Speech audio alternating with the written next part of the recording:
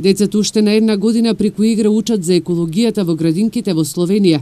Ова денеска пред студентите на Факултетот за образовни науки го потенцираше универзитетскиот професор Јурка Лепичник-Водопивец од Приморски универзитет во Копер, а воедно се промовираше нејзината книга Од образование за животна средина до одржлив развој во детските градинки. Преводот на македонски јазик го реализираше универзитетскиот професор од Штипскиот универзитет Кирил Барбареев. Ми почињемо то у нашим вртиќима. Ние едукацијата ја почнуваме уште од нашите градинки со деца кои имаат 11 или 12 месеци. Може би тоа на почетокот е како една игра, но ние ако го тоа работиме со некоја цел, а можете и во нашите градинки веќе и да видите дека веќе едно дете од 3 или 4 години знае како треба и кој отпад каде да го фрли, зошто на животните не смееме да им го кратиме нивниот простор за живење.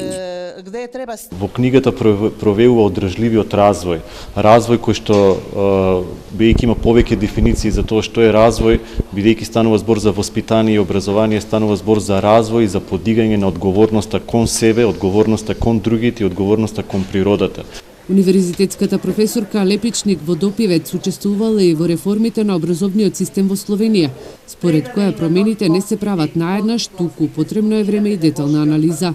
Свака реформа Реформите во образованието се добра работа, но не се прават наеднаш. На секоја реформа и треба време за да се вклопи во системот.